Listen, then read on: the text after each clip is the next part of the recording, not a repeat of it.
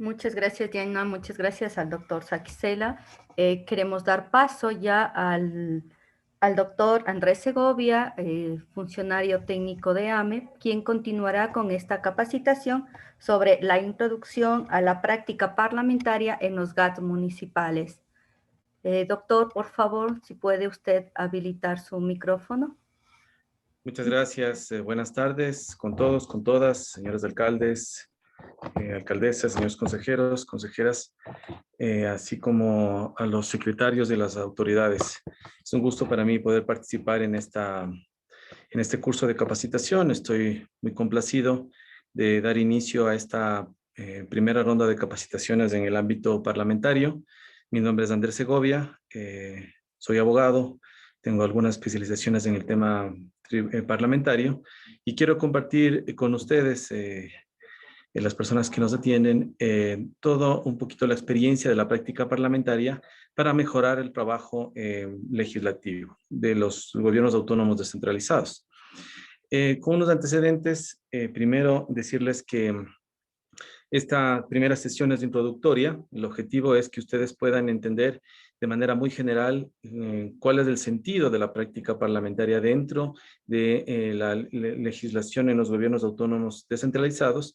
Y en las siguientes sesiones, que las iremos haciendo a partir del mes de marzo, iremos ya profundizando en temas más específicos acerca de cómo se actúa en las sesiones del Pleno del Consejo y de las comisiones, y que ustedes vayan comprendiendo que esta práctica parlamentaria es una forma de hacer las cosas.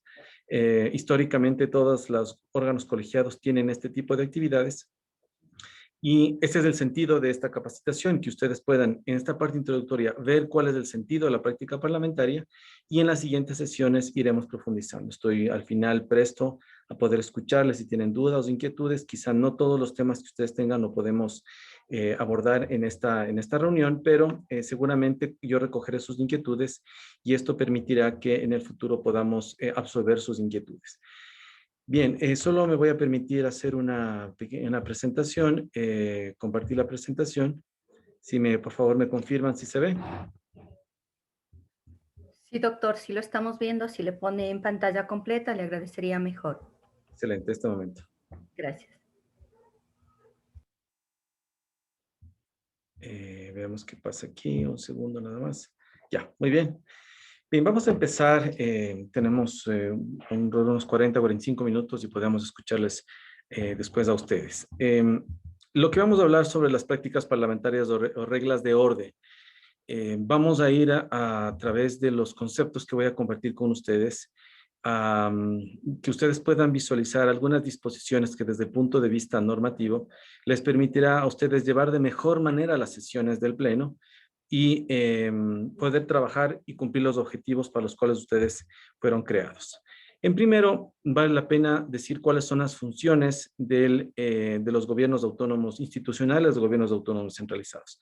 Esto es un recorrido muy breve, muy rápido, quizás son temas que ustedes ya conocen, pero para poder entrar a la parte conceptual necesito saber de dónde venimos. Entonces, en la Constitución del año 2008 estableció un nuevo procedimiento para los gobiernos autónomos descentralizados, y esta nueva institucionalidad constitucional generó adicionalmente que a través de la ley correspondiente del Código Orgánico del denominado COTAD se establezcan nuevas funciones de atribuciones. Así se dividieron en tres. Ustedes tienen una función de legislación y fiscalización, y no es a propósito que les he puesto primera, porque así como en la legislación ecuatoriana la Asamblea Nacional legisla, es considerada la primera función del Estado porque es la que representa la voluntad de la mayor parte de los ciudadanos. De la misma manera, en los gobiernos autónomos descentralizados, la función de legislación y fiscalización que ustedes cumplen es la función más importante porque representa a todas las personas de este espacio territorial. Luego tenemos la función ejecutiva, que está representada por el alcalde, y la de función de participación y control social. Como ustedes comprenderán, solo me voy a referir en este caso a la función de legislación y fiscalización durante todo este recorrido que haremos, y ustedes podrán visualizar que todo lo que vamos a ver en la sesión del día de hoy hace relación efectivamente a esta función de legislación y fiscalización. Bien, ¿cuáles son las funciones de legislación y de fiscalización? Vale la pena recordar algunas cosas con ustedes para que se pueda comprender el alcance. Primero, el gobierno autónomo centralizado es un cuerpo colegiado que permite la facultad legislativa del GAD. Ustedes son un cuerpo colegiado que está integrado por una serie de consejeros, de concejales y consejeras que a través del voto popular y de la representación forman un cuerpo colegiado. Es decir, la función de legislación y fiscalización está conformada por este cuerpo colegiado, que es el que permite el ejercicio pleno de la facultad legislativa del gobierno autónomo descentralizado. Esto me parece que es fundamental que ustedes lo tengan presente y que sea muy claro para ustedes, porque el cambio normativo de la Constitución del año 2008 eh, determinó facultades legislativas exclusivas para los gobiernos autónomos descentralizados, competencias exclusivas para los gobiernos autónomos descentralizados, que se ejercen efectivamente a través de esta función de legislación y de fiscalización. ¿Ok? Entonces ustedes van dándose cuenta cómo todo va teniendo sentido y cómo vamos a ir aterrizando ya de lo general a lo más específico. ¿En qué consiste esta función de fiscalización y de legislación? Pues efectivamente, solamente en el ámbito de legislación, en expedir normas. Ustedes tienen una capacidad normativa. Expedir estas normas que se expresan en lo que se denomina ordenanzas en las materias de competencia exclusiva previstas en la Constitución y la ley y en el ámbito territorial. Esto es extremadamente importante porque con esto ustedes pueden ver que todo este cuerpo colegiado, toda esta función de legislación se concentra en una actividad jurídica específica que es la expedición de normas. Y estas normas, a través de las denominadas ordenanzas, modifican la conducta de las personas en el ámbito territorial y en las competencias previstas en la Constitución y en la ley. Es decir, ustedes y sus competencias legislativas tienen un efecto directo en la vida de los ciudadanos, en la vida y la actividad de los ciudadanos. Insisto, este es el nuevo modelo de entendimiento de la Constitución del año 2008 en relación con la descentralización. Por eso es tan específica que se le concede a los gobiernos autónomos centralizados facultades legislativas. Obviamente, tal como lo cito en la lámina, hay una jerarquía normativa prevista en el artículo 45 de la Constitución de la República del Ecuador que establece dentro de las prelaciones de las normas dónde se encuentran las ordenanzas. Entonces, ustedes expiden normas, estas normas tienen alcance legislativo y estas normas se encuentran dentro de una prelación prevista en la propia Constitución. Sobre este tema no puedo profundizar mucho por temas de tiempo, pero es para que ustedes tengan claridad. Entonces, no hay una entidad que tenga tanta importancia normativa como el Consejo Municipal y con la función de normas, de normativa y de fiscalización. Y todas estas actividades que están relacionadas a este cuerpo legislativo que expide normas y ordenanzas necesita un procedimiento, necesita una forma de llegar a una resolución, a esta ordenanza. ¿Cómo yo llego a la ordenanza? Es con la utilización de esto que conocemos como normas de práctica parlamentaria, que son las que permiten y garantizan la consecución de sus fines y sobre todo la vigencia y la eficacia de las resoluciones que ustedes expiden. He ahí la importancia de la práctica legislativa, de la práctica parlamentaria. La única razón, el único motivo para que ustedes puedan hacer efectivas las decisiones y las ordenanzas es utilizar estas prácticas parlamentarias que son una garantía, son una verdadera garantía para el ejercicio pleno de la función de legislación y de fiscalización. Espero que con esto estemos absolutamente claros. ¿Ok? ¿Cómo está integrado el Consejo? Esto es absolutamente de conocimiento de ustedes, pero insisto, para fines de poder entender hacia dónde vamos. Estamos hablando de un cuerpo colegiado integrado por el alcalde, que tiene voto dirimente, y por los concejales urbanos y rurales. Esto es también importante para comprender que este cuerpo colegiado está integrado por ciudadanos, ustedes, hombres y mujeres, personas que provienen de diferentes lugares y diferentes fuentes. Este es el sentido propio del Parlamento. Este es el sentido propio de la actividad legislativa, la pluralidad, la pluralidad. Por eso el origen que ustedes tienen es diverso, de diversas circunscripciones territoriales propias de su cantón, así como también de diversos lugares del propio cantón y de diferentes tendencias políticas, de diferentes regiones, etcétera. El concepto del Parlamento es la diversidad y es la pluralidad. Solo en este ambiente de ejercicio de pluralidad y de diversidad caben las normas y los principios de práctica parlamentaria que vamos a ver con ustedes en esta parte introductoria brevemente. ¿Ok? Bien. Vamos entrando ya en los temas específicos, pero vale la pena introducirnos y entender de dónde vienen sus funciones, sus atribuciones, cuál es el contenido, y ahora vamos a ir a aterrizar ya en las funciones legislativas de los gobiernos autónomos descentralizados. Yo lo pongo casi al mismo nivel de la función legislativa dentro de la estructura del Estado, porque cumple los mismos principios, cumple las mismas funciones, tiene los mismos objetivos. Entonces, la función legislativa de los GAT forman parte del pilar del sistema democrático, porque a través de esta representación, a través del Consejo Municipal de cualquiera de los cantones, hacemos efectivo el ejercicio de la representación, y esta representación es la esencia y la base de la democracia. No entendemos dentro de la estructura constitucional del Estado ecuatoriano ninguna otra instancia que represente el ejercicio pleno de los ciudadanos y de las ciudadanas que la legislación. Y este concepto es el pilar del sistema democrático constitucional en el Ecuador. Lo es en la Asamblea Nacional y lo es también en los gobiernos autónomos descentralizados. Efectivamente lo es, porque la Constitución les entregó, les delegó y estableció que la manera de poder procesar esta cantidad de circunstancias particulares en el cantón, en el distrito metropolitano, en las actividades propias del cantón, se procesa a través de esta función legislativa y el procedimiento parlamentario, que lo vamos a describir con ustedes más adelante, brevemente, con los principios. ¿De acuerdo?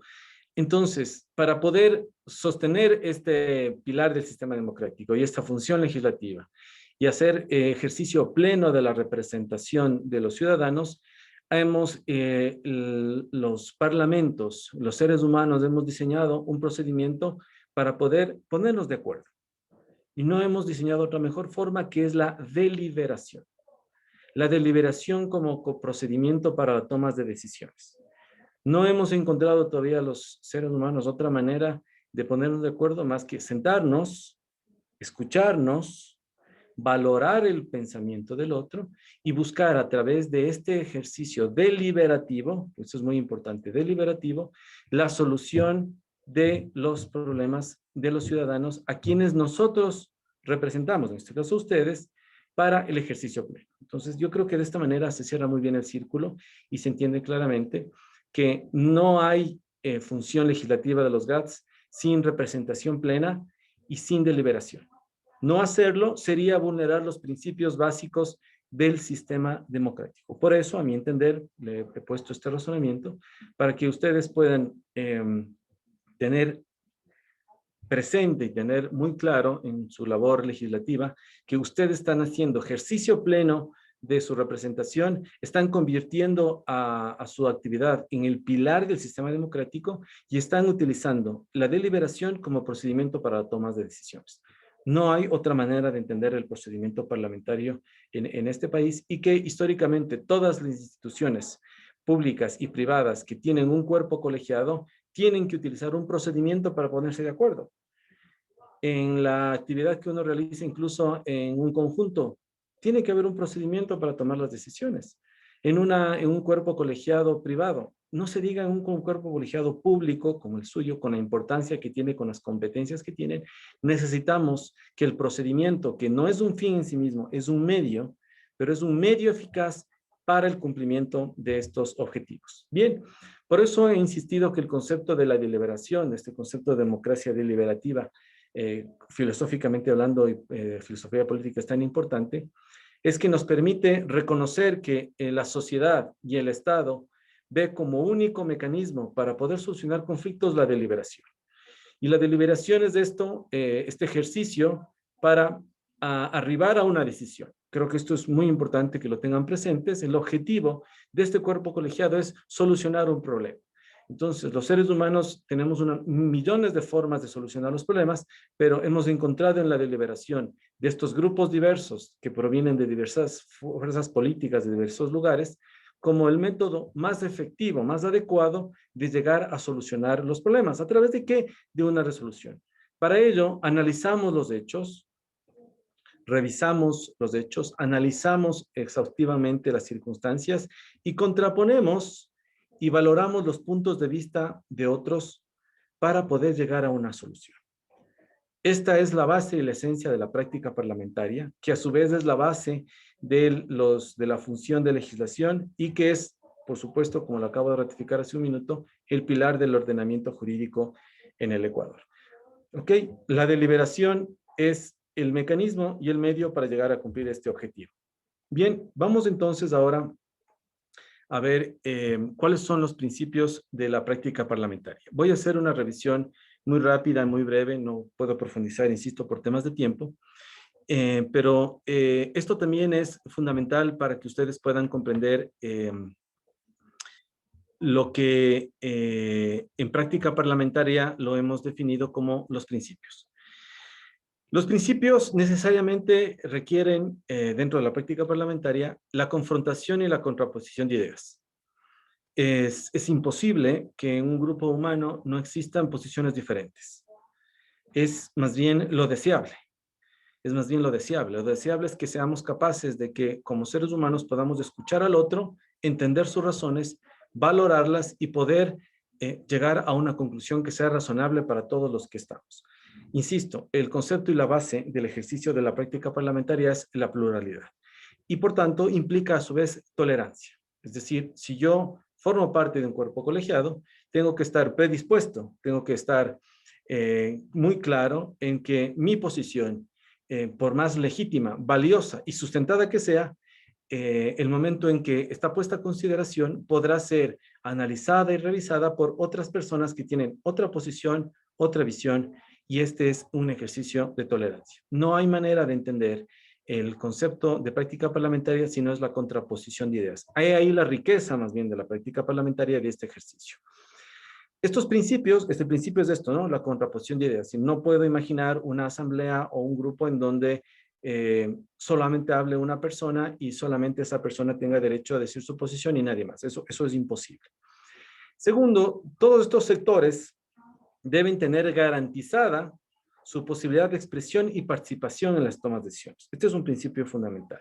Si yo tengo un cuerpo colegiado, un grupo de personas, una garantía de la práctica parlamentaria es que en base a este ejercicio de tolerancia y sobre todo a la deliberación, tengo yo que garantizar que los grupos que por circunstancias de la votación representan a un grupo minoritario también puedan participar.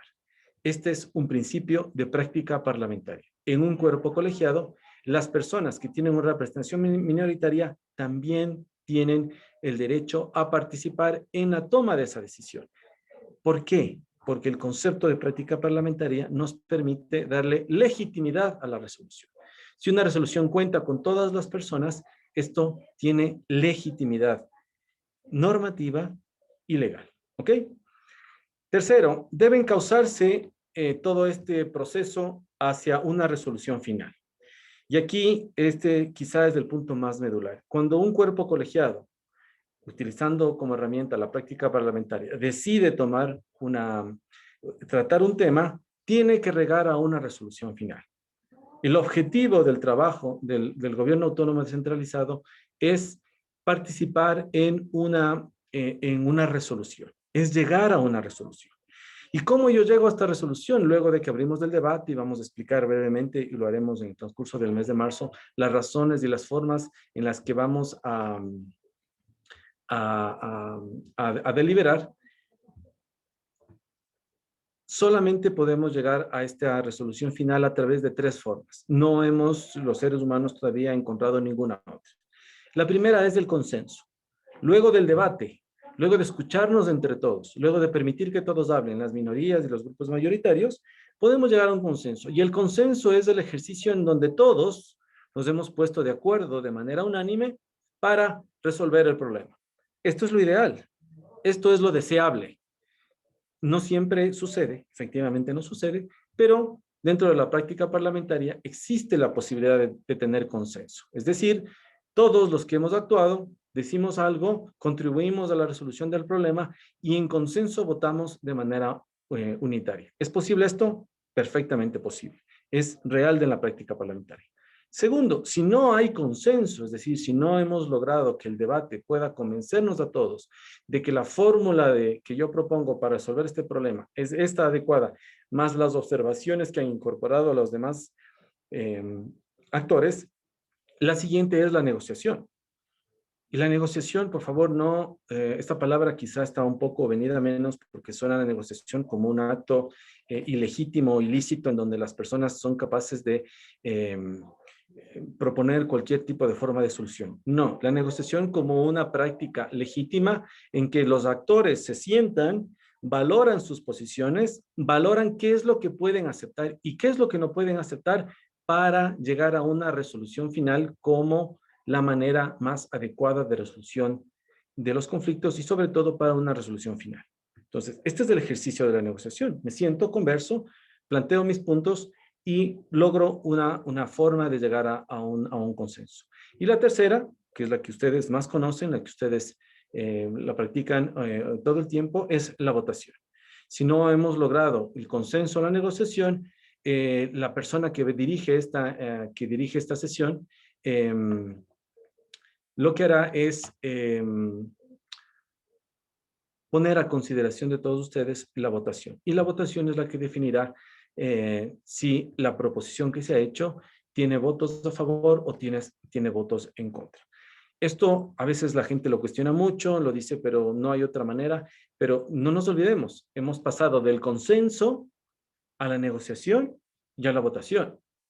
Es decir, este es un camino que hay que seguir. Es un camino que hay que transitar para poder llegar a una resolución final. Entonces, la votación es quizá el último elemento en el que, si no hemos llegado a un consenso, ponemos a consideración el tema y vemos cómo las personas se adhieren y es la votación la que nos permite solucionar. No hemos encontrado los seres humanos otra manera de solucionar nuestros conflictos, sino a través de la votación.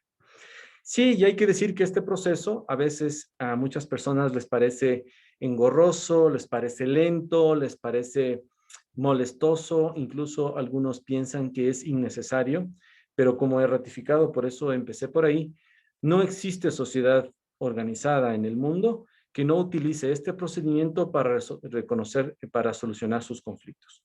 Y es esta representatividad a través de los gobiernos autónomos centralizados en su parte legislativa, la que ejercita este principio de deliberación y de escucharse para solucionar. Por eso las decisiones no son tan rápidas como funciona en el Poder Ejecutivo, tanto en el tema general como en el particular de los gobiernos autónomos descentralizados. Bien, pero insisto que el sistema de decisiones a través de la práctica parlamentaria garantiza la participación de todos. He ahí la diferencia. Y he ahí la garantía de su legitimidad y su eficacia. Bien. Vamos a ver ahora conceptos fundamentales del procedimiento parlamentario. Para poder hacer efectivo este ejercicio legislativo, hay unos conceptos que son necesarios para poder entender el procedimiento legislativo, y sobre todo parlamentario. Sin estos no tendría ningún sentido. Es como que ustedes en una sesión se sientan a hablar y todo mundo habla al mismo tiempo. Todo mundo quiere tener una opinión. No hay quien conceda la palabra, quien le diga qué tiempo tienes para hacerlo. Esto los seres humanos hemos aprendido ya durante muchos siglos para poder solucionar nuestros problemas. Entonces, este concepto de cuerpo colegiado en donde están representadas las personas tiene que tener unas reglas. Y unas reglas están contenidas en lo que hemos denominado el debate. Y el debate tiene unas características y principios que voy a compartir con ustedes a continuación. Primero, el debate es un derecho de los intervinientes que permite la confrontación de ideas sobre el tema específico. Ya vamos a ver más adelante en qué medida. Entonces, si yo tengo un cuerpo colegiado, la única manera de llegar a solución de los conflictos es a través del debate. Y el debate tiene que permitir que todos intervengan. pero que todos intervengan, tienen que intervenir, lo vamos a ver, y quizá no hoy, quizá en las sesiones correspondientes, en un tiempo determinado, porque el tiempo no es ilimitado. Todos tenemos una sesión y un tiempo para poder deliberar. No tenemos el tiempo ilimitado, no podemos pasar, a pesar de que el proceso es lento, no podemos otorgarle a una persona que hable 1 hora, que hable 2 horas. Sería imposible, sería inmanejable una sesión en donde todo mundo pueda hablar. Entonces, sí, todo mundo tiene derecho a hablar, pero dentro de un límite. El concepto del debate es la intervención siempre y el derecho a participar. Lo importante es que se hable sobre el tema específico y más adelante vamos a ver que esta es una característica propia de la práctica parlamentaria. Por eso, me adelanto simplemente para que se pueda contender, ustedes dentro de las sesiones aprueban un orden del día, ponen a consideración un orden del día, qué es lo que se va a tratar. Entonces, si hay un orden del día, hay una temática, yo no puedo hablar de una cosa que no esté en el orden del día, sino me estoy apartando y estoy rompiendo las reglas del procedimiento parlamentario, que es precisamente lo que vamos a trabajar con ustedes, ¿ok? Segundo característica en el debate, para que yo pueda tener y promover este debate, esta resolución, esta deliberación, requiero de la información adecuada.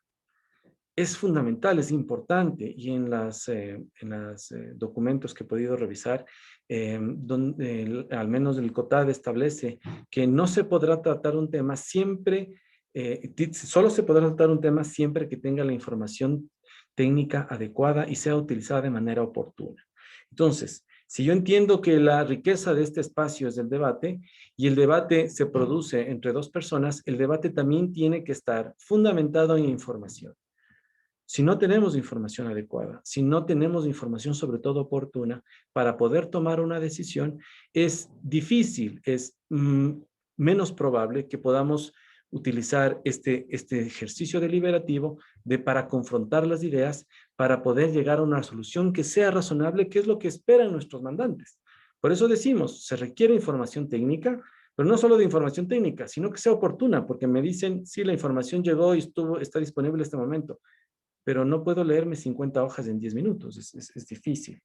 ¿Sí? Y este contenido es el sustento a su vez de la confrontación de ideas. Para yo poder confrontar con otro, tengo que ver el documento técnico, tengo que analizarlo, tengo que revisarlo, tengo que verificar el informe de la comisión, valorarlo, revisarlo con mis asesores o con mi grupo o con mi equipo de trabajo, para el momento que voy a la sesión decir, necesito saber, necesito esta duda, etcétera. ¿Por qué? Porque esta es una garantía de lo que se va a resolver. No es suficiente el debate, no es suficiente que una persona hable otra, es necesaria la información técnica y oportuna. Y estas son reglas de práctica parlamentaria, ¿ok? Tercero, como les decía, todo debate, toda instancia requiere de un moderador. Y para eso se nombra una persona, y en el COTAD tienen designado al alcalde o quien, de acuerdo con el procedimiento, lo reemplace. Esta es la persona a través de la cual se procesa toda la práctica parlamentaria. Es el moderador de la práctica parlamentaria. Y él, tanto como ustedes, tienen que garantizar que se utilicen estas normas de práctica parlamentaria para que hagan efectivo llegar a una solución que sea razonable. Por eso digo que la práctica parlamentaria es necesaria, no es un fin en sí misma, pero es un medio eficaz. Y entonces el presidente de la asamblea o el alcalde, en este caso la alcaldesa o el representante o la persona que esté liderando la sesión, tiene la obligación de seguir la práctica parlamentaria para garantizar que la consecución del fin sea el adecuado. Muy bien. Dentro de este concepto del debate, los integrantes de este cuerpo colegiado también tienen derecho a debatir todos los temas propuestos. Esto parece muy obvio, pero es necesario decirlo también. Si vamos a plantear un tema en el orden del día, hay un punto en el orden del día, ese tema tiene que ser tratado, ese tema tiene que ser debatido. Si se lo pone en el orden del día es porque existe un interés de parte del alcalde, de parte de quienes propusieron ese orden del día, debatirlo. Entonces, el objetivo de debatir es que a la final vamos a obtener una resolución. El pleno del Consejo Municipal tiene que resolver el tema y tiene que, a través de la votación o a través de los mecanismos de práctica parlamentaria, darle una respuesta a la ciudadanía que es lo que espera. Y esto es importante porque a veces se pensaba, al menos en mi experiencia, yo trabajé algunos años en la Asamblea Nacional, se pensaba que hay un punto del orden del día, se le pone al final, el tema nunca se va a tratar y se deja ahí abierto. Sí, yo sé que ustedes tienen dentro de su ejercicio algunos temas que pueden o no ser considerados. Eso estamos de acuerdo. Lo que sucede es que dentro de la práctica parlamentaria es necesario, es fundamental que los temas que se ponen en su momento, en la sesión de hoy, en la sesión de mañana o cuando continúe, tengan que ser tratados y tengan que tener una resolución. Cuando me refiero a resolución, no me refiero necesariamente a que se diga se aprueba ese acto, sino también que se niegue. Es pleno el ejercicio de negar un acto. Ese es el ejercicio también del pleno del consejo. Yo pongo un tema a resolución, se debate, no hay consenso y el tema no se resuelve, o el tema se niega, o el tema se archiva. Pero me refiero que por resolución quiere decir que ese tema que ha sido puesto a conocimiento del consejo tiene que tener una resolución favorable, negativa o se archiva. ¿De acuerdo? Bien, y un tema en relación con el debate es que las normas de práctica parlamentaria, por eso es este ejercicio que estamos haciendo con ustedes tan interesante de poner a debatir estos temas, de hablarlos, es que las normas procedimentales tienen que ser previas al debate. Es decir, no nos podemos reunir y en este momento nos vamos a poner de acuerdo en cómo vamos a debatir. Las normas siempre son previas al debate, en donde se acuerda antes cómo nos vamos a poner de acuerdo y cómo vamos a debatir. Y en el momento en que estamos debatiendo, no es posible decir a alguien, yo no estoy de acuerdo con este tema de procedimiento. No. Las normas que han sido las normas de práctica parlamentaria que han sido aprobadas, no pueden ser modificadas mientras se debate. No pueden ser modificadas mientras se debate. ¿Por qué? Porque son anteriores al debate. Porque sería imposible tratar un tema y debatirlo si todos los actores que están ahí, por las razones que fueren, estarían impugnando el procedimiento. Dirían, mociono que se trate este tema después, o mociono sin argumento, o mociono algún tema que vulnere el procedimiento parlamentario. Entonces, estos son algunos principios del el tema parlamentario, de la práctica parlamentaria. Bien, estos temas que voy a describir ahora no los puedo describir de manera clara a este momento, pero lo haremos con toda seguridad en el transcurso de estas charlas y estos seminarios que realizaremos todo el mes de marzo. ¿Qué es lo que se puede debatir? Siempre se va a debatir los temas que están contenidos en el orden del día y que han sido aprobados. Esos son los temas que tienen que debatirse, no hay otros. Si estamos para debatir la ordenanza municipal que trata acerca de los residuos sólidos, yo no puedo estar hablando del tema acerca de el uso de, no sé, el uso de mascarillas. Por más importante que sea el tema, por más importante que sea el tema, yo no puedo, yo no debo cambiarme de tema. Sí se me escucha, ¿no? Sí, sí, se le escucha, Ah, ya, doctor. gracias, sí, porque parece, Compañeros están me parece, escribiendo que tienen problemas con el internet, pero es cuestión de los equipos de ya, pero nosotros escuchamos bien, ah, gracias. ya, perfecto, disculpe, siempre era bueno porque tenía la sensación también que se va un poco la señal, así que disculpen, gracias. Muchas gracias. Entonces, ¿qué se puede debatir? Se puede debatir temas que son contenidos de orden del día, como acabo de mencionar. Y estos temas que voy a mencionar los vamos a describir con ustedes muy ampliamente en las siguientes sesiones, pero los tengo que dejar citados para que ustedes entiendan. Cuando una vez que hemos planteado la sesión, se ha aprobado el orden del día, la única manera que yo tengo de poder debatir es utilizar mociones. Pero las mociones tienen un contenido específico. Las mociones tienen un alcance específico dentro del debate que no puede modificar la naturaleza de la sesión, porque si no, no habría sesión. Entonces, primero se pone a consideración el orden del día. Y luego hay mociones para modificar el orden del día y hay un procedimiento para hacerlo. Entonces yo puedo mocionar, cambiar el orden del día en unas características que lo vamos a ver con ustedes en las siguientes sesiones. También hay mociones principales. Estas mociones solamente se producen cuando estamos debatiendo. Cuando está debatiéndose un tema, el principio general es que nadie puede ser interrumpido y lo vamos a ver más adelante. Ninguna persona mientras habla puede ser interrumpida, a excepción de alguna de estas mociones que sirvan para fomentar el debate, para modificar la propuesta que se ha hecho, que sirvan para tratar el tema de una manera diferente porque no tenemos en este momento los elementos suficientes para tomar la decisión o porque se regrese a la comisión para que pueda presentar un informe adicional. Entonces, la única manera de poder interrumpir y de modificar el debate es a través de las mociones. Y aquí hay mociones principales, hay mociones secundarias, hay mociones incidentales, hay privilegiadas y mociones de orden. Insisto, esto lo vamos a describir con mucho más detalle y precisión en las siguientes sesiones, pero creo que tengan claro que cómo me expreso yo dentro del debate y dentro de la práctica parlamentaria es a través de una moción. Y si esa moción tiene respaldo de las personas que forman parte del Consejo, puede ser escuchada.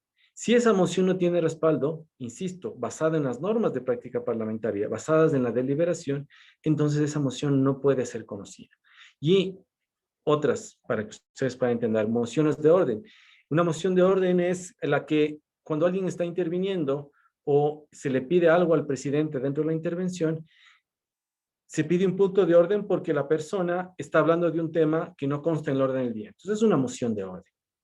¿Por qué? Porque nos interesa, en práctica parlamentaria, seguir el orden establecido. Este orden, esta secuencia, le da garantía al debate, le da consecuencia al debate y le da eficacia a lo que se resuelve. ¿Ok? Entonces, por tanto, si vemos la forma en la que se debate, no se pueden tratar temas que no están en el orden del día y tampoco se pueden debatir dudas e inquietudes de los participantes. Y esto también es necesario tenerlo presente. La persona que está hablando no puede ser interrumpida y yo no puedo decir es punto de orden para hacer una observación o para pedir una inquietud. Por eso la única manera en la que yo puedo participar en el debate es a través de este tipo de mociones y de este tipo de propuestas. Bien, vamos a continuación a ver el uso de la palabra en el debate. Hemos hablado ya de la práctica parlamentaria, hemos hablado ya del debate y uno de los principios también dentro del debate es que toda persona que está dentro, que está legalmente acreditada para participar en el debate, tiene derecho a usar la palabra, tiene derecho a participar con voz. Tiene todo el derecho del mundo. No le podemos quitar ese derecho, no le podemos quitar una garantía. Hacerlo sería, en principio, vulnerar los conceptos deliberativos que hemos hablado ya al inicio de esta reunión. ¿Ok? Entonces, toda persona tiene derecho a pedir la palabra, pero el momento en que se le concede la palabra, solamente lo puede hacer por autorización del presidente. El presidente, el alcalde, la persona que preside, es la única persona que puede dar la palabra, otorgarle el uso de la palabra dentro del tiempo establecido. ¿Ok? Y la persona que tiene la palabra solamente puede dirigirse al presidente o incluso al órgano colegiado, no a nadie más. Y, por supuesto, él no puede ceder su palabra a otra persona. ¿Por qué? Porque la única persona que concede la palabra es quien la dirige, quien la preside. No puede decir, bueno, le otorgo la palabra a usted, doctor Segovia, le digo, no, yo le voy a ceder la palabra. No, no se puede. ¿Sí? Porque esto rompe el sentido de práctica parlamentaria, ni aun cuando esto pueda considerarse una gentileza de parte de la persona hacia otra persona, no. Esto vulnera el principio de práctica parlamentaria porque la persona quien preside, y lo vamos a ver con ustedes, por supuesto, más adelante, tiene que hacer un orden en que las personas intervienen. Y cuando hace el orden de las personas que intervienen, tiene que promover el debate entre ellas. O sea, tiene que dar la palabra a una persona de un movimiento y luego a la persona de otro movimiento. Este es el sentido del trabajo o de la actividad de quien preside, es promover el debate, que las personas puedan escuchar a una parte y luego escuchar a la otra contraria, y que así se puedan nutrir y darse cuenta que los argumentos de uno y otro, así se confrontan, me sirven a mí para poder tomar una decisión que sea razonable, que sea producto de la deliberación. Bien, por supuesto, el debate tiene unos límites que son necesarios para poder procesar los actos. Y esto voy a ir rápidamente. Todo el debate tiene que someterse a un reglamento previo, lo hemos dicho esto ya, ustedes lo tienen muy claro ya.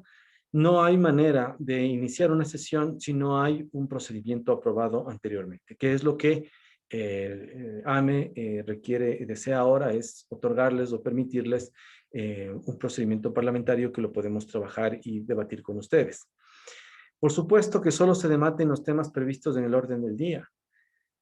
Por más importante que sea, por más trascendente que sea, si el tema está aprobado, solamente esos temas se pueden conocer, salvo que y al inicio de la sesión se pueda modificar el orden del día o previo a la sesión se pueda modificar el orden del día.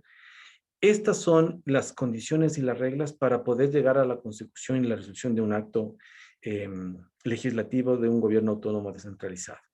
Los debates tienen un máximo tiempo de duración, que es lo que hemos dicho, previsto en el reglamento. No podemos pasarnos debatiendo 2, 3 días. Bueno, hay sesiones, hay temas que sí lo requieren. Por ejemplo, el Código Orgánico Integral Penal, yo recuerdo, fueron sesiones de debate que duraron 3 semanas. 3 semanas por lo grande que era el documento, por los temas que se estaban debatiendo.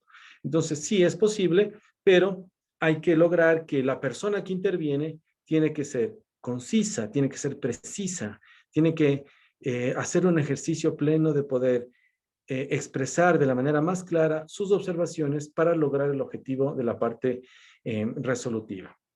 El debate siempre inicia con la exposición de un tema.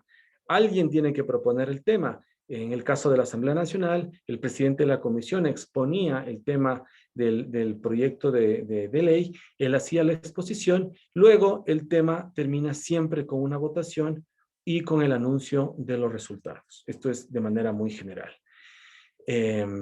Una cosa fundamental, y creo que lo digo igual con mucho respeto, pero suele pasar, es que el objeto del debate son los temas propuestos, no las personas. Sí, cuando estamos hablando de la temática, por eso dice punto al orden del día, estamos hablando de circunstancias, de temáticas, no de personas. Y por eso hay que evitar la alusión personal. La alusión personal no contribuye al debate. La alusión personal, la referencia personal hacia cualquier temática no es propia del debate parlamentario, porque aquí estamos debatiendo temas con el objetivo de llegar a la solución de un conflicto. Si nos preocupamos de las alusiones al otro, es imposible el debate. Por eso vamos a ver más adelante, en la práctica parlamentaria, las alusiones personales son de alguna manera castigadas por quien está a cargo de llevar la sesión y en caso de que subsistan, se puede incluso perder el derecho a voz porque está haciendo mal uso de este derecho que tiene. Le estoy concediendo el derecho a la palabra, pero ese derecho a la palabra tiene límites. ¿Qué es esto? No alusiones personales, sino referirse al tema. ¿Ok? El presidente siempre informará a la persona que habla que tiene un tiempo para intervenir, que el tiempo está por terminarse y que tiene que referirse al orden del día, lo que acabamos de decir. Le llama la atención, le dice, por favor, céntrese en el punto del orden del día, no alusiones personales. Si esto subsiste, podrá tomar acciones para evitar esto, porque esto no contribuye al debate. Lo que hemos dicho ya, mientras interviene una persona, no puede ser interrumpida, salvo una moción de orden, justamente es el ejemplo que di hace unos minutos. La única manera en la que yo puedo interrumpir es decir, en un punto de orden, se está vulnerando el procedimiento parlamentario, porque no se está conociendo el informe correspondiente, cualquier tema relacionado al procedimiento parlamentario. Importante, una vez que se ha concluido el debate, una vez que se ha cerrado el debate, el presidente o quien preside, el alcalde o la alcaldesa, tiene que decir, se cierra el debate. Esto quiere decir que el tema ha sido tratado lo suficiente, que han participado todas las personas que han perdido la palabra, el presidente anticipa y dice, voy a cerrar el debate. Una vez cerrado el debate, solamente ahí procede la votación. Una vez que estamos en votación, ya nadie puede intervenir. Esa es la regla. No es que yo llegué tarde o que no. Se cerró el debate y no hay manera procedimental de volver a abrirlo, salvo algunas excepciones desde el punto de vista parlamentario, que son muy excepcionales, pero se cierra el debate y se procede con la votación. Bien, con esto, a todas las personas que han tenido la gentileza de participar, creo que ha sido suficiente por hoy comentar lo que hemos hablado. Estoy presto a escuchar sus comentarios, algunas observaciones y más bien escucharles, saber de qué expectativa tienen ustedes sobre este tema para poder introducirlo en las siguientes exposiciones. Muchas gracias. Muchas gracias, doctor Segovia. Tengo una persona que ha levantado la mano, el doctor José Sánchez. Voy a habilitarle el micrófono para que pueda hacer la pregunta. Por favor. Todo gusto. Adelante, doctor Sánchez. Muy buenas tardes, arquitecto José Sánchez, de la provincia de Loja, Cantón Catamayo. He estado muy atento a la exposición, felicito la ponencia en este caso sobre el procedimiento parlamentario y tenía una duda y disculpe si tal vez me salgo un poco del tema y como lo mencionó al final, sería un tema que sí me gustaría que se lo refuerce a posteriori.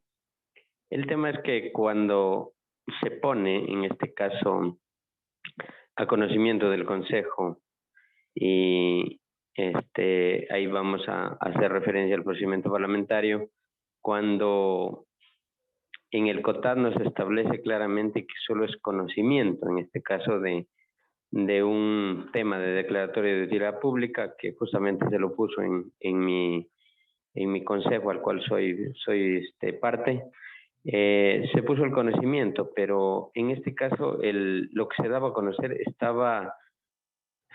carecía de fundamento jurídico. Entonces lo que yo hacía hincapié era que no se podía dar por conocido algo que estaba carente de un sustento jurídico, algo que estaba ilegalmente puesto a conocimiento. Entonces ahí lo que me supieron replicar era que no, que en ninguna ley o norma estaba que al poner con conocimiento yo podía observar ningún tipo de cosa. Entonces, yo lo que mencionaba era que se desconozca el tema porque estaba ilegalmente hecho el tema. Era una declaratoria pública que tenía una serie de antecedentes, incluso iba con conocimiento de causa, se iba en contra, porque ya había una sentencia de un juez, porque fue un tema que se trató en la justicia ordinaria, pero como no se logró, en este caso se trataba de una servidumbre de tránsito, no se logró, en este caso por la justicia ordinaria, el alcalde hace el trámite de expropiación para declararlo de utilidad pública, siendo el beneficiario una sola persona.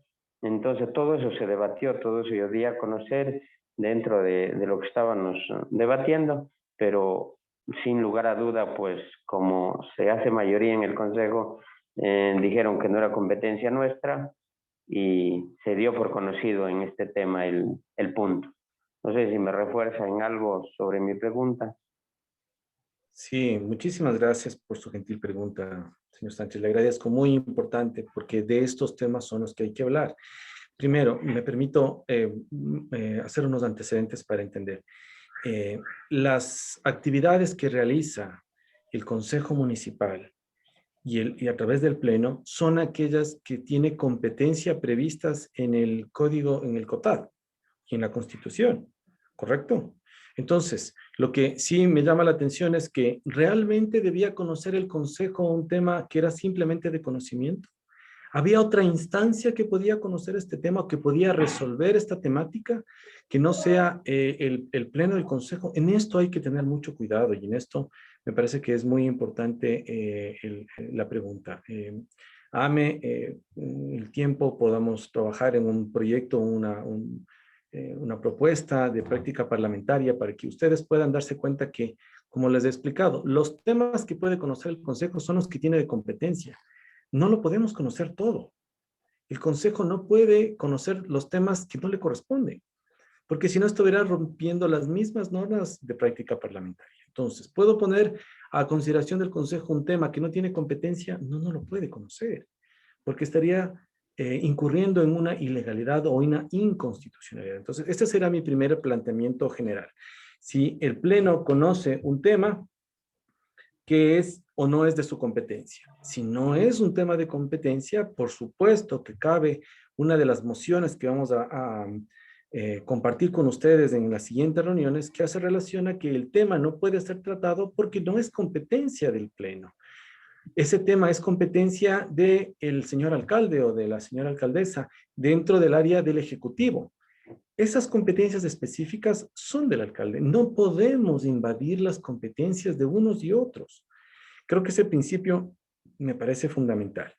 Ahora, partamos del hecho de que la propuesta que usted nos hace es,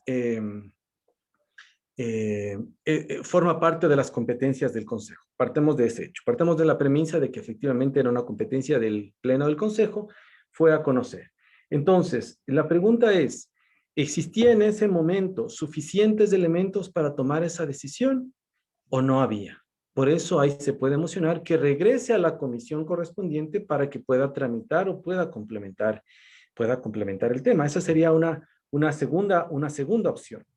Una tercera opción es que si realmente está partiendo del hecho de que son de las competencias del Pleno, lo que pueden hacer las personas que forman parte del cuerpo colegiado es solicitar, a través también de una moción, que el tema pueda ser tratado en una sesión posterior cuando se tenga los elementos suficientes para poder resolver esa temática. Yo creo que con estos tres elementos podríamos dilucidar desde el punto de vista jurídico la consulta que nos ha hecho. Insisto, resumo, si son competencias, podemos conocerlas. Si no son competencias, no las puedo resolver.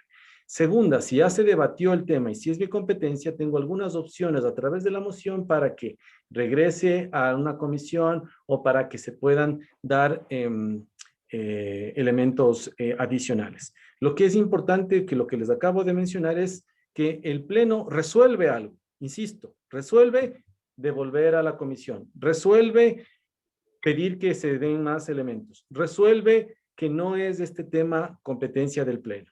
El Pleno tiene que resolver, tiene que darle una respuesta, si las cosas no pueden quedar en el aire, porque también romperíamos los conceptos de práctica legislativa. No sé si con esto pude solventar de alguna manera, si no, con todo gusto a la persona. Si me permite Claro que sí, replicar. adelante, con Sí, gusto. o sea, en este caso ya estamos hablando de un tema puntual. Dentro del COTAD establece las competencias del Consejo Municipal, pero no sé si en este caso también hay un vacío legal de parte de la norma, en este caso del Código Orgánico de Dimensión Territorial, COTAD, solo establece que el Consejo tendrá la competencia de conocer las declaratorias de utilidad pública realizadas por el alcalde conforme a la ley. Entonces, si solo dice conocer, el Consejo no tiene que resolver. De acuerdo, de acuerdo. Entonces, ese es un muy buen punto. Si la ley establece... Pero, y si es que, perdón, siga. y si es que en este caso lo que se da a conocer, como dice, de acuerdo a la ley, y si no está de acuerdo a la ley, como Consejo, ¿qué hacemos? Está muy bien, estoy plenamente de acuerdo con usted. Entonces, de partido del concepto de que si es competencia del Pleno solo conocer, entonces la resolución del acto es conocer. ¿Estamos de acuerdo? Esa sería la primera respuesta. Entonces, del Pleno, en base a sus atribuciones y sus competencias previstas en el COTAD, conoce y revisa. Pero al conocer, si se da cuenta que ese acto tiene una ilegalidad, por supuesto tiene que expresarse. Tiene que expresarse diciendo que no puede conocer este tema porque este asunto requiere unas modificaciones o tiene algunas ilegalidades. Para ello se emociona regresar a la comisión correspondiente, regresar al alcalde, regresar a quien corresponde el texto. Estamos de acuerdo ahí, estamos totalmente de acuerdo. Es decir, si es conocer, el conocimiento no significa que yo conozco lo mal que esté. Yo tengo que conocer y tengo que resolver y tengo que actuar dentro del marco de la normativa. No puedo solamente conocer y ya, tengo que conocer, pero si estoy a cargo y veo que hay una ilegalidad, tengo que intentar superarla. No puedo validar un acto que sea o ilegal o inconstitucional. ¿Y en qué me amparo? Nuestra Constitución establece que todos los funcionarios públicos tenemos responsabilidades y todos los funcionarios públicos tenemos que cumplir con la Constitución y las leyes. Entonces, si yo verifico que un acto ha incumplido la ley, no puedo dejarlo pasar. No sé si con esto queda mucho más claro. Sí, pero si no, o sea, perdón que sea tan insistente, pero me encuentro específicamente en este momento en un tema de eso. Y, o sea, a mí ya como que me quieren cortar las alas de poder seguir escarbando en el tema. Entonces yo propuse desconocer, pero el procurador síndico y el alcalde dijo que no era potestad del consejo hacer ninguna observación, que solo teníamos que conocer y nada más. Esté bien o esté mal, solo era conocimiento al consejo. Entonces, lo que yo refutaba era que no puedo dar por conocido algo que está ilegal y algo que está mal. Yo presenté personalmente, antes de la sesión, yo presenté un memo al alcalde que se transparente el proceso, dando a conocer todo el proceso de acuerdo a la ley de la declaratoria pública. No se dio esto y más bien el día de hoy me contestaron que no es competencia de mí como concejal estar entrometiéndome en las decisiones administrativas y que no puedo estar pidiendo ese tipo de información. Entonces no me parece justo. Como usted mismo lo mencionó al inicio, somos función legislativa y fiscalizadora. Sí, yo le doy mi opinión. Veo en el chat que hay otras opiniones, está muy bien. Es un tema interesante para debatirlo. Yo considero, dentro de mis argumentos, por supuesto, estoy dispuesto a escuchar a algunos otros, o lo podemos hacer en algún otro momento, es que el cuerpo colegiado tiene unas responsabilidades, pero el ordenamiento jurídico nos ayuda a sustentar la seguridad jurídica, nos ayuda también. Todas estas estructuras que hemos creado nos sirven para darle una seguridad y una garantía a las personas de que esos actos normativos tienen vigencia y validez y son plenos y efectivos. Entonces, esa es mi opinión. Yo creo que si el Consejo conoce y ve que hay alguna circunstancia que es ilegal, tiene que mencionarla. Esa es mi opinión. Otros dicen solamente lo conozco, pero entonces, ¿cuál es el papel del Pleno? Simplemente coger el documento y pasarlo. Parecería ser que eso está un poco reñido, diría yo, a los principios de práctica parlamentaria. A ver, conocemos, debatimos, y si encontramos una falencia lo hacemos porque somos funcionarios públicos y tenemos la obligación de verificar que estos actos. ¿Qué pasaría? Vamos a ver un ejemplo. Con esto cierro. Si el texto sale, solamente se conoce, tiene graves errores de ilegalidad e inconstitucionalidad que no fueron verificados en su momento, se publica, se expide, se aprueba o se conoce y se va a publicar, y es un acto administrativo y luego es impugnado en vía judicial y luego en vía constitucional. Quizá nos hubiéramos ahorrado un poco de tiempo para evitar esta serie de actos ilegales e inconstitucionales que quizá le hubieran ahorrado al gobierno autónomo centralizado tiempos y recursos. Yo lo veo desde ese punto de vista. Insisto, no, esto es un tema cerrado, es una opinión jurídica mía, quizá podemos profundizar un poco, pero y ahora, esa sería mi opinión. Perdón que la última y con eso concluyo. Y ahora, al estar ya yo en mi posición de que ya se me truncó todas las posibilidades de observar esto, ¿yo a qué órgano superior debo dar conocimiento de esto? Bueno, si usted me indica que solamente conoce, usted con las actas de la sesión del Pleno deja constancia de cuál ha sido su posición. Usted ha dejado constancia de su posición en el Pleno y cualquier circunstancia posterior a que se haya resuelto o que dé lugar a estas acciones, usted salva su responsabilidad diciendo en la sesión del Pleno tal, en el acta tal, yo mencioné que este tema tenía estas ilegalidades y no se tomaron en cuenta. Por tanto, usted salva su responsabilidad ante cualquier circunstancia posterior. Esa sería para mí una conclusión sobre este tema en particular, señor Sánchez. Pero y la situación de la persona a la cual se le está vulnerando derechos, porque era una declaratoria de utilidad pública de ocupación inmediata. Entonces, lo que mandaba era ahí que tenía 30 días para la negociación y si no, se ocupaba inmediatamente el bien. Entonces, en este caso, la gente que en este caso no tiene recursos para pagar un abogado va a ser ultrajada, en este caso, vulnerar sus derechos y no va a tener la oportunidad de defenderse. Sí, sí, le entiendo perfectamente, pero usted como concejal no tiene ninguna acción por ese acto, es decir, usted no puede iniciar una acción ante nadie, sino es la persona que está perjudicada la que tendría que iniciar una acción. Y por eso entiendo, por eso mi razonamiento es esto, si el Pleno conoce, evalúa verifica una ilegalidad, una inconstitucionalidad, me parece a mí lo legal, lo constitucional dentro del marco es evidenciarlo y tratar de corregirlo. No hacerlo significaría causarle un perjuicio a alguien que en su momento podría demandar o no. Ese es mi razonamiento y en eso le doy la razón a usted, que usted no puede hacer algo más que dejarlo constancia en acta y es la persona que está perjudicada o no la que en su momento tendrá que hacer una acción. Eso es lo que yo cuestiono, que se pudo haber evitado ese problema si se hubiera solventado.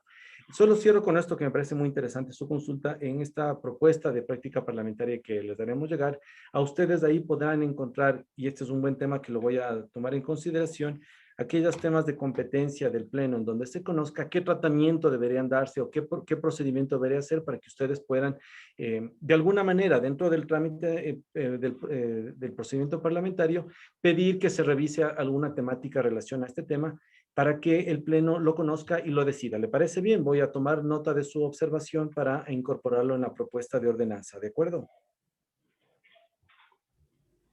Muchas gracias. Voy a dar paso al señor José Saúd, luego a la señora Isabel Ramírez, que pidió la palabra por medio del chat.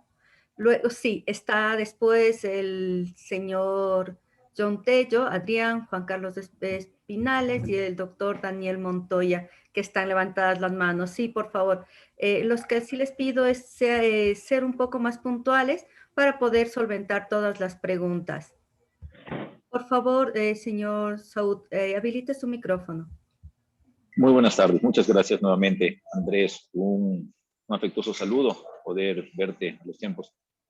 Mi consulta es muy específica en el sentido del artículo 323 del COTAD sobre la expedición de otros actos normativos. Es verdad que en el ámbito legislativo, el ámbito legal, la Asamblea Nacional tiene la facultad de emitir las leyes y el reglamento se lo reserva al Ejecutivo. Sin embargo, en algunas ocasiones, en los gobiernos autónomos descentralizados, hemos podido constatar desde la práctica que el Consejo, de manera, no sé, obviamente en ejercicio de sus facultades legislativas, dispone en la emisión de la ordenanza que el reglamento sea puesto en conocimiento del Consejo para... Discúlpeme, señor Saúd, creo le cerré el micrófono por cerrar la persona que hacía bulla. Deme 2 minutos, le vuelvo a habilitar, por favor.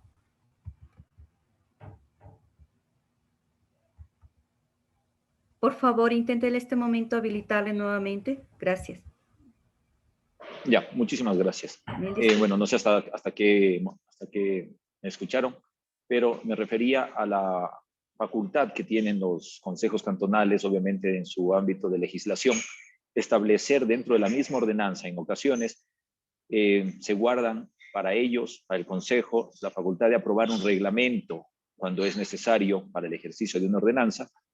Este tipo de disposiciones establecidas en estas ordenanzas puede considerarse que al ser el reglamento una parte de una facultad del Ejecutivo, no debería llegar hasta el Consejo Cantonal nuevamente, a pesar de haber sido establecido de esa manera. Eso desde un punto, esa es la primera pregunta, mi estimado Andrés. Y la segunda, los concejales, al momento de ejercer la facultad establecida en el artículo 58 literal D del COTAD, la fiscalización al Ejecutivo, dice por las actuaciones del Ejecutivo. Estas actuaciones deben estar obviamente iniciadas dentro de un proceso de fiscalización, o simplemente desde tu experiencia en la Asamblea Nacional, estimado Andrés, puede requerirse información sin ningún tipo de sustento ni de finalidad, entendiéndose esta obviamente como un mero propósito de protagonismo para conocer las actuaciones de la administración, pero que no tienen ningún sentido y ningún fin de realizar una fiscalización, porque no se elaboran ni expedientes, no se ponen en conocimiento ni del Consejo y tampoco aún se llevan a conocimiento de los órganos de control como la Contraloría General del Estado, sino que simplemente, en muchas ocasiones, es una clara intromisión a las facultades administrativas del Ejecutivo. Esas dos preguntas, Andrés. Muchas gracias. Gracias, Saúd. Igual un gusto saludarte y verte nuevamente. A ver, sí, muy buenas preguntas, Saúd. Me parece importante el siguiente razonamiento. No nos olvidemos que estamos en la Constitución del año 2008. El procedimiento de alguna manera se ha modificado. Se establece que en el Consejo Municipal hay una parte ejecutiva y una función de legislación. Y yo creo que esto es para mí muy importante tenerlo claro. Mi opinión, por supuesto, no es la opinión ni de AME ni de la opinión de ninguna institución pública, es una opinión personal. Esta opinión jurídica se sustenta en lo que tú acabas de decir. Si hay una división desde el punto de vista institucional, como empecé yo mi presentación, el ejecutivo y el legislativo, y cada uno tiene unas funciones específicas, el legislativo expide actos normativos que son actos normativos erga omnes. Esto quiere decir que son para todas las personas, los ciudadanos, los vecinos del cantón. Si estos actos normativos ya expedidos en sus competencias, es, a mi modo de ver, si hacemos un símil en relación a lo que pasa en la función ejecutiva, es la función ejecutiva la que debería expedir los actos reglamentarios. Yo no he visto, porque obviamente no está en sus competencias, que la función legislativa, me refiero a la Asamblea Nacional, se reserve para sí la facultad también de expedir normas y también de expedir reglamentos. Me parece que la facultad reglamentaria es exclusiva de la función ejecutiva. El Consejo Municipal expide las leyes, las aprueba de carácter general y el Ejecutivo las reglamenta en ejercicio de sus propias atribuciones y funciones. Entonces, me parece, insisto, esta es mi opinión en función de lo que he visto y de la experiencia y de los actos normativos, son estas competencias exclusivas que tienen que diferenciarse. Caso contrario, podría pensarse que como yo legislativo podría reservarme todas esas competencias normativas que me parecería ser a mí, estoy diciendo a priori, una intromisión en las funciones del otro. Entonces, el concepto de los gobiernos autónomos centralizados es la división de las instituciones y esa división significa competencias exclusivas. Con respecto a tu segunda pregunta, me parece también muy interesante.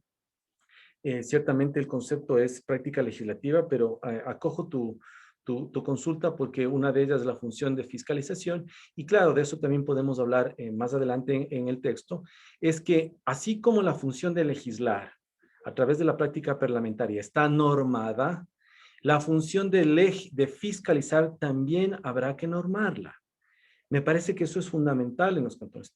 Quizá debemos trabajar en el procedimiento de fiscalización, tiene que ser reglado, tiene que ser normado. No podemos nosotros asumir o adoptar ciertos procedimientos pensando que son los más adecuados. Entonces, de mi experiencia, lo razonable es que el procedimiento de fiscalización también tiene unas normas. Alguien presenta un pedido de información a una comisión, se hace el análisis correspondiente. Si no se contesta, eventualmente pasa a la comisión correspondiente para que se inicie el procedimiento de fiscalización.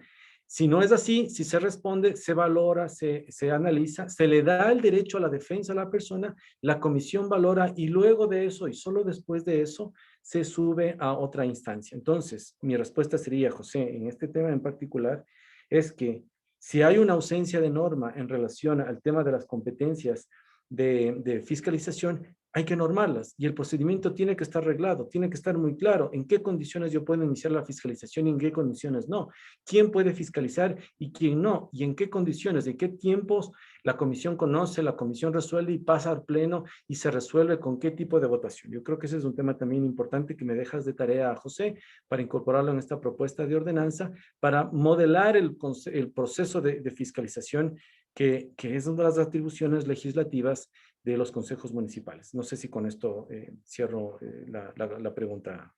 Adelante. Muchas gracias. Voy a dar paso a Isabel Ramírez, que solicitó, y vamos en orden de lo que han levantado la mano, dándoles la palabra. Isabel, por favor, habilite su micrófono.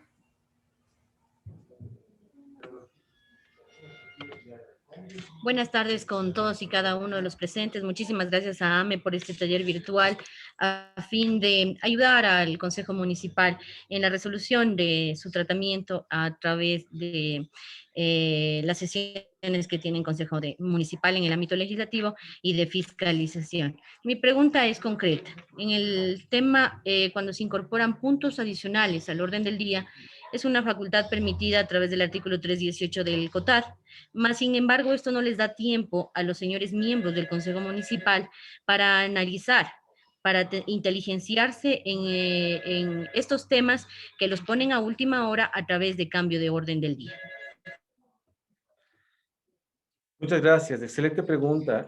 Yo tengo una propuesta concreta en ese tema que lo está ideando y estoy plenamente de acuerdo con las preocupaciones que tiene. Si tomamos también el COTAD y revisamos la normativa en relación a que los puntos del orden del día tienen que estar sustentados, la propuesta que yo haría, o que estoy planteando en este texto de un proyecto de práctica parlamentaria que estamos diseñando a través de AME, es que como sucede en la Asamblea Nacional, haciendo un símil, ¿cualquier cambio del orden del día es posible? Sí. ¿Conceptualmente es permitido? Sí, pero tiene que tener una temporalidad. El cambio del orden del día tiene que presentarse con algún tiempo de anticipación para que el presidente lo valore y lo pueda poner en el orden del día para que sea aprobado. Entonces, porque hacerlo de otra manera es romper lo que acabamos de conversar con ustedes en práctica parlamentaria. Para yo poder conocer una temática, para poder resolver, tengo que conocer. Para poder resolver, tengo que tener la capacidad de saber qué información voy a resolver, porque mi voto va a significar un acto jurídico. No nos olvidemos, esto me parece que es muy importante. La resolución del Consejo y mi voto, como lo vamos a ver más adelante, la votación es un acto individual. Yo soy consejero y voto, pero la votación de todos da como consecuencia un acto jurídico. Yo puedo hacer esa votación sin conocimiento de los temas. ¿Puedo hacer esa votación sin tener claro cuál es el alcance de mi voto? Me parece que eso sí debemos repensar. Entonces, en el caso de la Asamblea Nacional, si se va a hacer un cambio de orden del día, tiene que tener primero un tiempo anterior a la sesión. Segundo, tiene que tener un apoyo de parte de algunos concejales, para que pueda un número de personas que apoyen ese punto para que sea en serio incorporado. Y si es incorporado, tendrá que tener los sustentos adecuados para que se pueda resolver. Entonces, sí, yo sé que es un tema de hecho el que ustedes nos proponen, es una realidad de los consejos y el objetivo, en el caso particular de AME, es tratar de ayudar a solucionar buscando las mejores experiencias para que ustedes lo hagan. Me parece que eso podría servir de mucho y evitar que se cambie el orden del día de cualquier manera, se incorpore cualquier temática sin conocimiento y que les impida a las personas poder resolver de la manera adecuada. Me parecería ser que a mí como concejal me afectaría, porque ¿cómo puedo dar mi voto acerca de un tema en el que no tengo el conocimiento suficiente? Eso estaría de alguna manera vulnerando mis derechos. No sé si con esto respondo la pregunta que se ha hecho. Sí, muchísimas gracias. También me gustaría que lo amplíen, toda vez que, bueno, desde mi punto de vista, afecta al artículo 318 en sesiones ordinarias, que habla de 48 de anticipación para pasar las convocatorias, y al 319, que habla de las sesiones extraordinarias de 24 horas de anticipación. Esto le da tiempo al Consejo Municipal para analizar y estudiar los temas propuestos para la sesión. Pero si incorporo yo un punto adicional en el orden del día que está facultado de acuerdo al 318 del COTAD, más sin embargo, limitamos el ejercicio del derecho a analizar previamente. Muchísimas gracias por su respuesta. Con todo gusto, adelante. No sé si hay alguna otra persona más, con gusto podemos responder. Muchas gracias. Voy a dar paso al doctor Daniel Montoya. Por favor, si habilita su micrófono, doctor.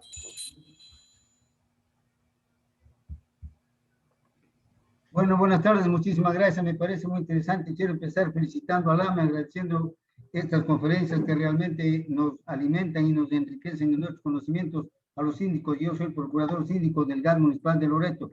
Muchísimas gracias. En cuanto a la conferencia del doctor sobre el tema parlamentario, le felicito. Yo particularmente creo que, primero, de conformidad con lo dispuesto por el artículo 57 del COTAD, en la letra L, se establece claramente que la atribución del Consejo es conocer las declaraciones de interés público o de interés social, conocer. ¿Y qué es lo que ocurre? Que debemos trabajar nosotros en base al artículo 82 de la Constitución de la República del Ecuador, que establece la seguridad jurídica. ¿Y en qué consiste? En la aplicación de la Constitución de la República y en la existencia de normas jurídicas claras, previas y públicas.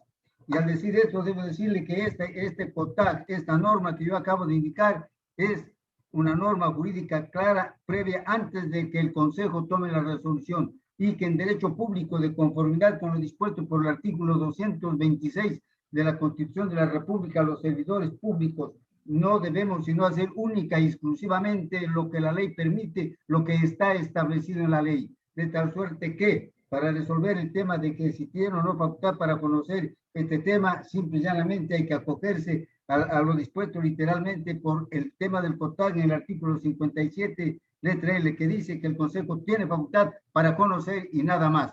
Pero respecto de lo que decía el señor concejal, ¿qué es lo que él puede hacer? Si yo fuera concejal, claro, si yo fuera concejal de ese municipio o de cualquier otro municipio en el que me ponen a conocimiento, lógicamente, alguien tiene que emocionar, señor alcalde, perdóname, yo emociono que se dé por conocido tal informe, pero la declaratoria de utilidad pública, y cuando me toca a mí el voto, voto en contra, señor, y razono mi voto porque tengo derecho por tal y cual razón. Pero también quiero aclararle al señor concejal, al señor ingeniero, que el tema de las expropiaciones tiene algunos pasos.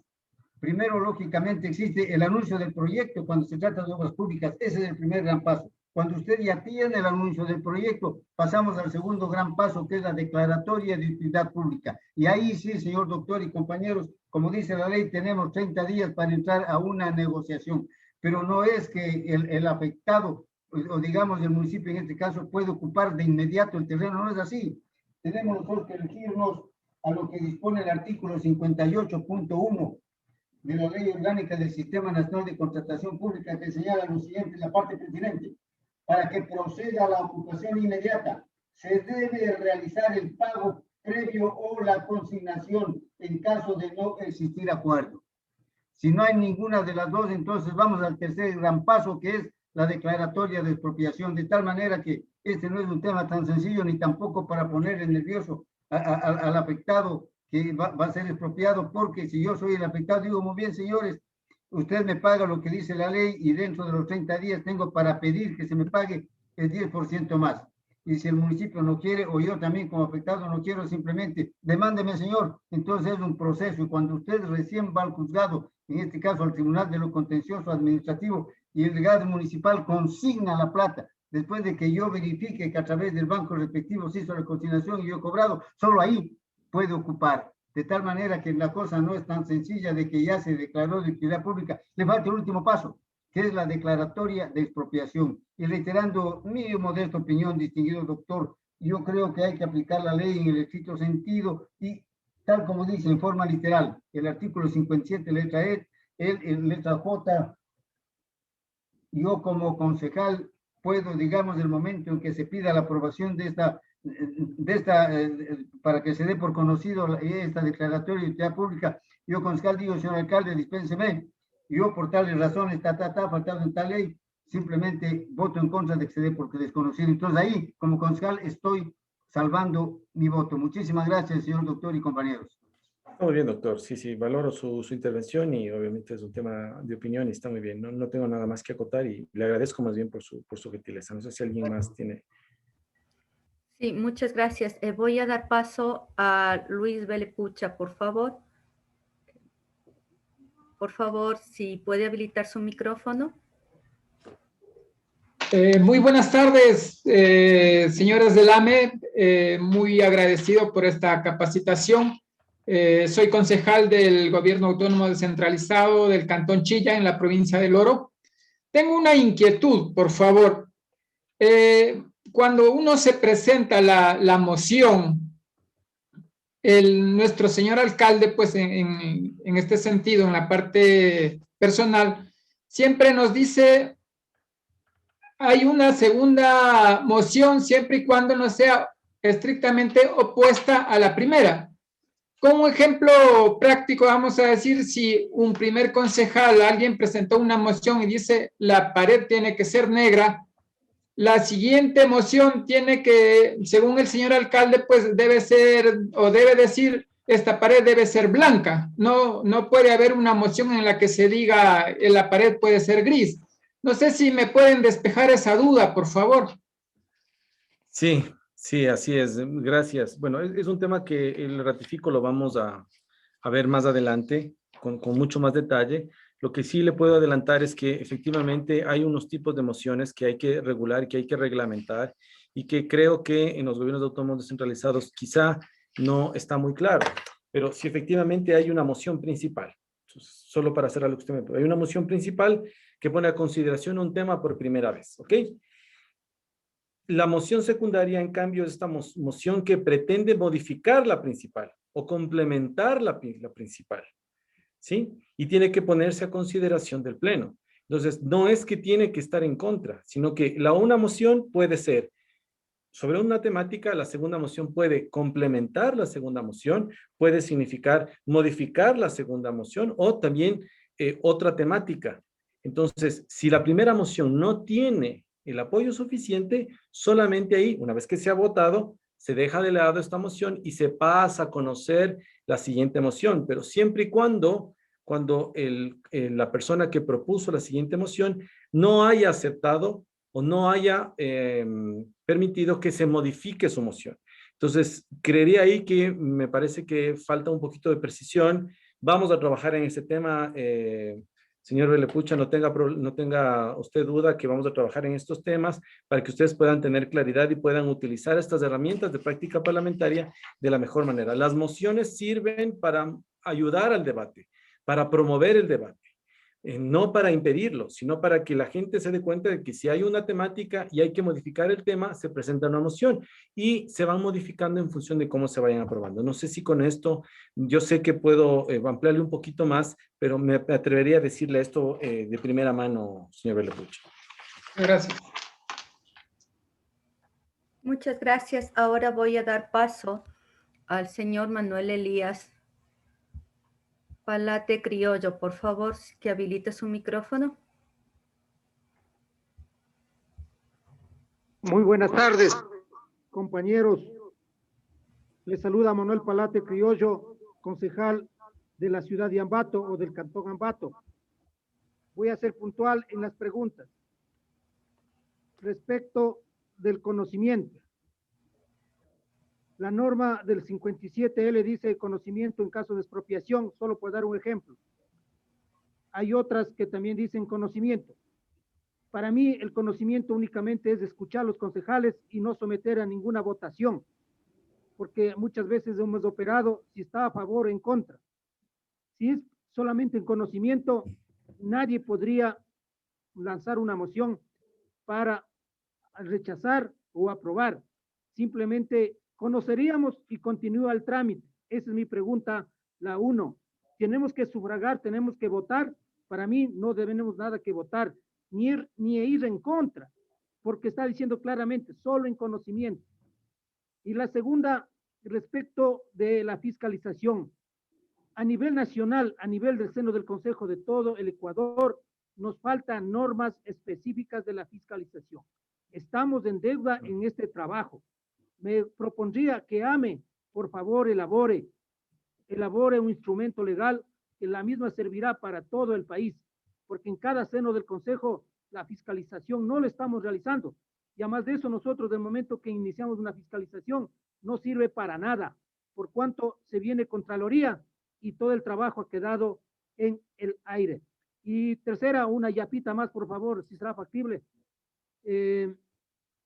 Cuando hay mociones en los comunes denominadores de otras organizaciones, siempre presentan 2, 3 mociones y cada quien va votando por la moción 1, por la moción 2 o por la moción 3. Pero me encontré yo al momento de asumir las funciones de concejal que cuando hay 2 mociones solamente se trate la primera moción. Si la primera moción no hay paso o no hay suficientes votos, se pasaría a la segunda moción y así sucesivamente. Para mí que debe sufragarse o votarse por las mociones que existan. Si gana la 1, pues que se haga efectivo la 1. Si gana la 2, que se haga efectiva la moción 2 o 3. Esas 3 preguntas. Muchas gracias, compañeros. Un saludo desde la bella ciudad de Ambato. Gracias, compañeros, y buenas tardes. Muchas gracias, señor Palate. Sí, rápidamente, estoy de acuerdo con usted en relación al tema de fiscalización. Hay que trabajar en algunas normas que puedan servir para que los gobiernos autónomos puedan seguir un procedimiento, que esté reglado el procedimiento de fiscalización.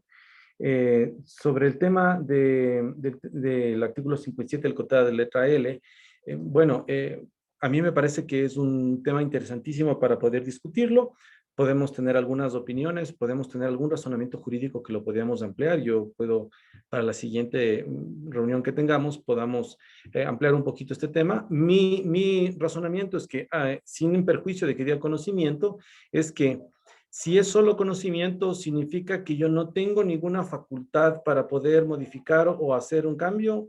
Parecería ser a mi reflexión que vulnera eso los propios principios de la práctica parlamentaria. Si conozco algo y no puedo decir nada, la pregunta es ¿para qué conozco? Ese es un poco mi razonamiento. Sin embargo, insisto, esta es solo mi opinión, es solamente un razonamiento, podemos profundizar un poco más, quizá con otras normas del ordenamiento jurídico podamos llegar a una conclusión que sea mucho más razonable y que permita que si la ley dijo conocimiento, puede entenderse que el Pleno dentro de sus atribuciones conocerá y debatirá y verificará los temas de procedimiento formal que podrá observar. Caso contrario, a mi modo de ver, sería que el Pleno simplemente, lo digo con todo respeto, pero es para que se pueda entender, significaría solamente que coge el tema, pasa el papel y lo aprueba. Es decir, no hace nada más, no podría hacer nada más, no debería hacer nada más.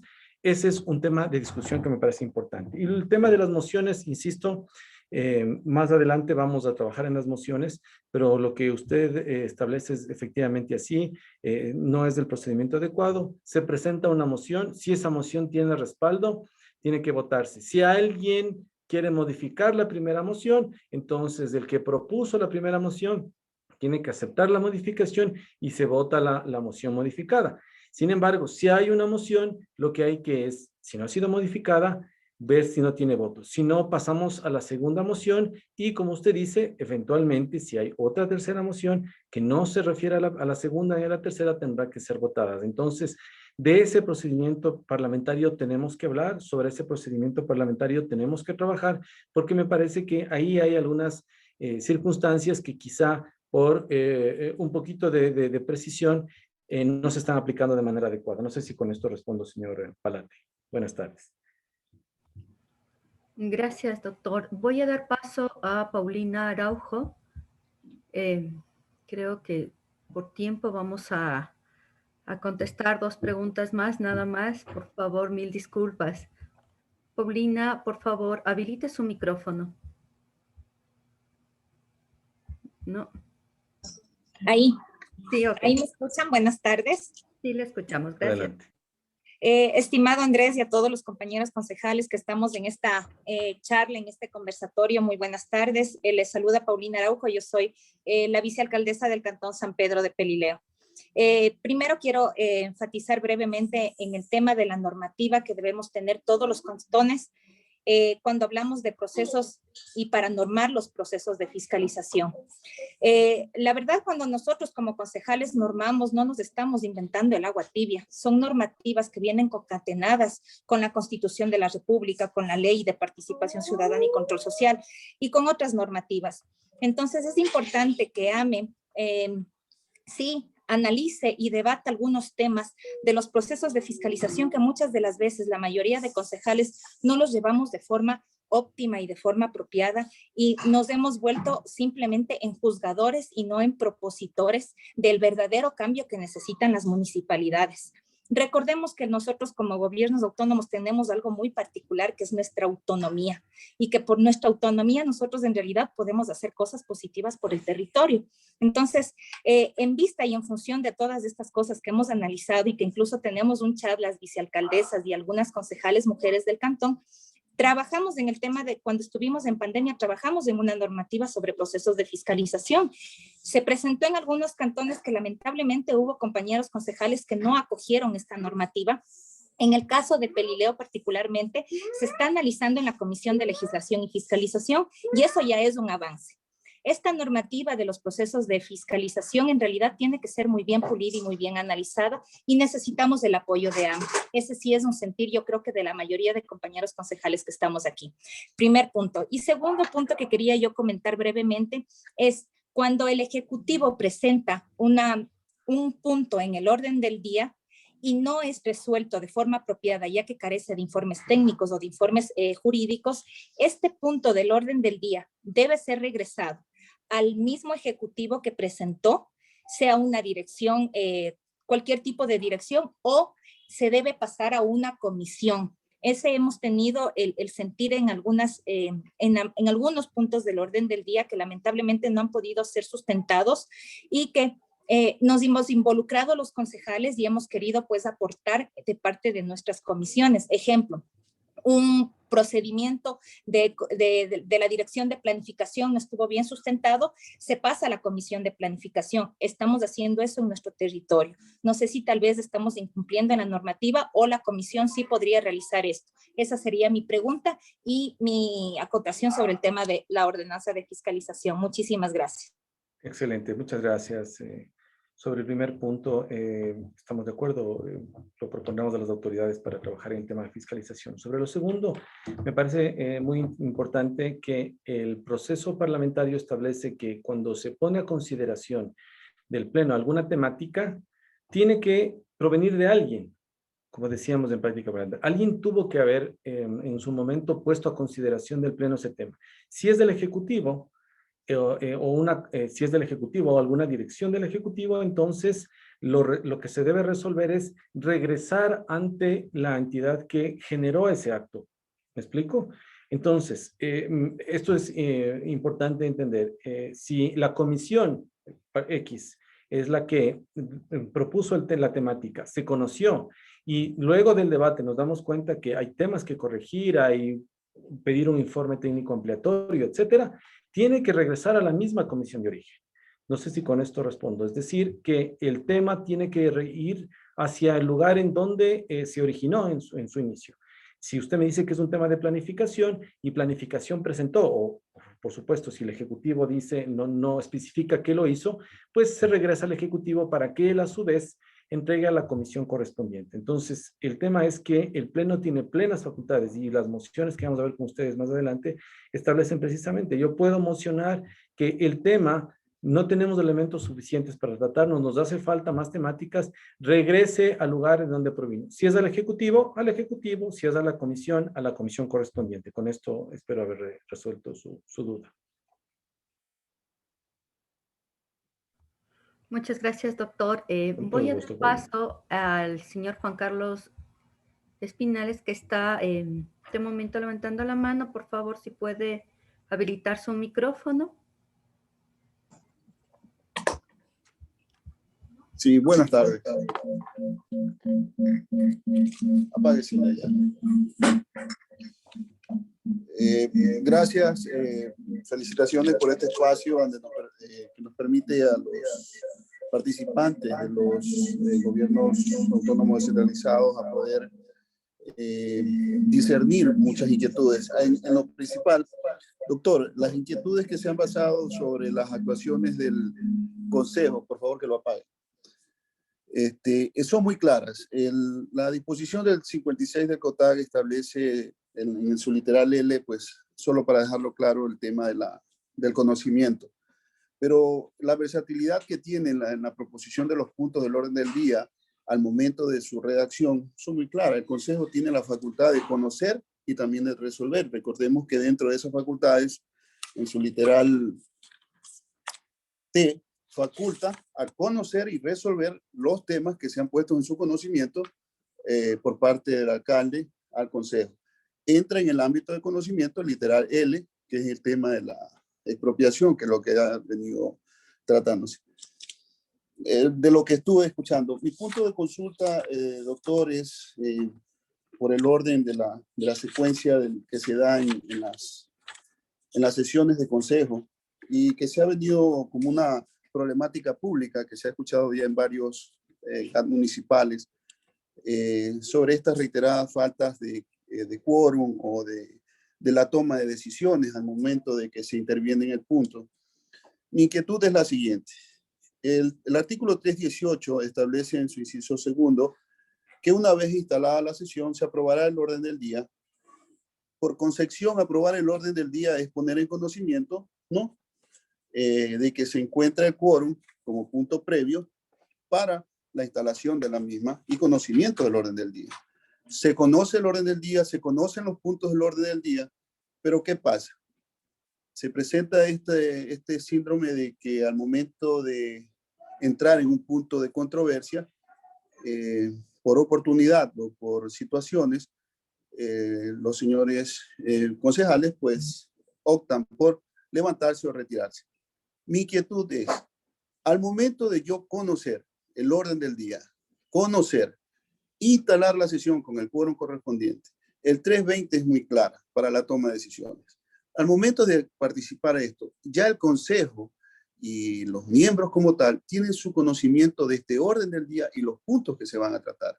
Su contenido de análisis al momento de que ellos se levanten, obviamente pues rompen una acción numérica de precedente para el punto a tratarse.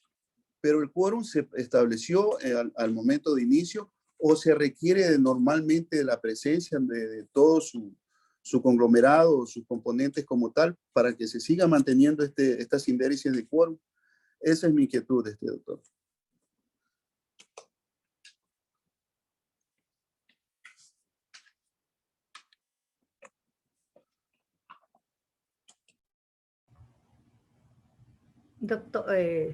Doctor Segovia, ¿nos escucha? Ahí, sí, perdón, ahí estoy. Sí, disculpe. Gracias, señor Espinales. Le agradezco mucho por su gentil pregunta. A ver, en la práctica parlamentaria, en el texto que estamos trabajando en AME, estamos incorporando precisamente esta norma. Y lo que usted hace es muy importante mencionar el quórum mínimo para que se instale una sesión es la mitad más uno de la totalidad de los miembros del Consejo, ¿correcto? Pero es también requisito indispensable para poder seguir sesionando que se mantenga ese quórum. ¿Sí? No es porque lo dice AME ni porque lo dice Andrés Segovia, sino que son las reglas mínimas de práctica parlamentaria. Igual en la Asamblea Nacional en el Ecuador, el número mínimo de asambleístas para poder sesionar es la mitad más uno. Si alguien ve, y ese es una de las mociones, uno de los, estoy hablando de la Asamblea Nacional, uno de los asambleístas levanta la mano y dice, como es una moción de orden, por favor, sírvase verificar el quórum correspondiente. El secretario tiene la obligación, por disposición del presidente de la Asamblea, de verificar el quórum. Si no hay quórum, es decir, la mitad más uno, la sesión se suspende de hecho. ¿Estamos de acuerdo? Porque el quórum no es suficiente que se instale, sino que se mantenga durante toda la sesión. Esa es una regla de práctica parlamentaria en cualquier órgano colegiado del mundo. Si no hay la mitad más uno, quiere decir que no hay la voluntad para sesionar. Pero la pregunta es, si las personas van a las sesiones y no acuden, entonces hay que establecer otros mecanismos, como por ejemplo en la Asamblea Nacional, si los asambleístas no iban, se les multaba con el 10% de la remuneración. Y si no se mantenían en la sesión, se les multaba también con el 10% de la sesión correspondiente. Ese es el mecanismo. Lamentablemente, mi opinión es que si tenemos espíritu democrático y queremos sesionar y queremos trabajar por nuestros ciudadanos, nuestra obligación es ir y debatir los temas y con argumentos y proponerlos. Levantarse e irse de la sesión es, de alguna manera, atentar contra los principios democráticos que son los que hemos visto al inicio. No sé si con esto respondo. En resumen, es fundamental mantener el quórum cuando se instala la sesión y el quórum durante toda la sesión, porque ese es el espíritu. Si no nos escuchamos, si no hablamos, si no argumentamos y no estamos para oírnos, entonces el concepto de deliberación pierde sentido. Con eso respondo a su pregunta, señor Espinales. Muchas gracias, doctor Segovia. Pido disculpas, pero por tiempo ya no vamos a poder contestar más preguntas. Tenemos algunas preguntas que nos han hecho también a través del chat, los cuales voy a hacerle llegar al doctor para que él lo responda. Esta videoconferencia está siendo grabada y lo vamos a hacer llegar a ustedes a través de los correos a los cuales se inscribieron. Yo quiero dar paso al doctor Jaime Morán, director nacional jurídico de la AME, quien nos va a exponer esta tarde. Doctor Morán, por favor. Muchas gracias, querida. ¿Cómo están, estimados doctores? Un gusto saludarles. Querido doctor Montoya, con usted nos reunimos recientemente, igualmente doctor Saúd, el día de ayer estuvimos con usted en Cuenca. Gracias, querido doctor Andrés Segovia, gracias, doctor Iván Saquicela. Como ustedes ven, estimados doctores, abogados, asesores, autoridades, La intención de AME es que a partir de hoy generemos una serie de talleres que vayan complementando todo lo que han venido tratando en esta jornada. Con el doctor Saquicela vamos a tener alrededor de 4 talleres más en donde vamos a profundizar no solo sobre el recurso extraordinario de casación, sino también sobre otras acciones que son recurrentes en el ejercicio de la defensa de los intereses institucionales de los GAD. Con el doctor Andrés Segovia, de la misma manera, vamos a seguir profundizando en este tema de la práctica parlamentaria, la técnica legislativa. Estamos preparando junto con el doctor, bueno, el doctor está preparando y estamos trabajando en un proyecto de ordenanza tipo que busque homologar el procedimiento parlamentario en el territorio, adecuar o modificar las ordenanzas existentes, porque conocemos que hay normativa que ya está emitida desde cada uno de los GAD. Eso por una parte. Por otra parte, estimados doctores, nada más recordarles que nosotros mediante 2 oficios hemos solicitado a cada uno de los GAD, si es que tienen algún aporte respecto de propuesta de reforma al COTAD, tengan ustedes en cuenta que existe ya el texto para que la comisión de GAD conozca el informe para segundo debate, para que el COTAD, después de 3 años casi que ha pasado en debate, pueda ser reformado. Por lo tanto, necesitamos que el punto de vista de la AME sea fortalecido por cualquier inquietud o aporte adicional que ustedes tengan, para los que les pedimos que nos hagan llegar, ya sea a través de correo electrónico o mediante oficio, la propuesta o la necesidad de reforma en cuanto a cualquier tipo de articulado que ustedes tengan o la necesidad. Es así que damos como por concluido este proceso de jornadas de capacitación por el día de hoy. Nosotros en el transcurso de la siguiente semana les estaremos informando cuándo va a ser el siguiente taller. Les invitamos a que sigan participando de los mismos. Como les digo, van a ser alrededor de 4 o 5 talleres que nos van a permitir al final de estos, pues a ustedes tener un certificado de participación de parte de la AME, y a nosotros pues cumplir con el rol de ser el ente asesor y de fortalecimiento técnico y jurídico de las capacidades de ustedes. Muchas gracias, doctores, distinguidas autoridades. Esperamos seguir contando con su presencia. Muy amables. Muchas gracias, doctor. Qué gusto compartir con ustedes esta tarde. Voy a habilitar los micrófonos para poder despedirnos, por favor.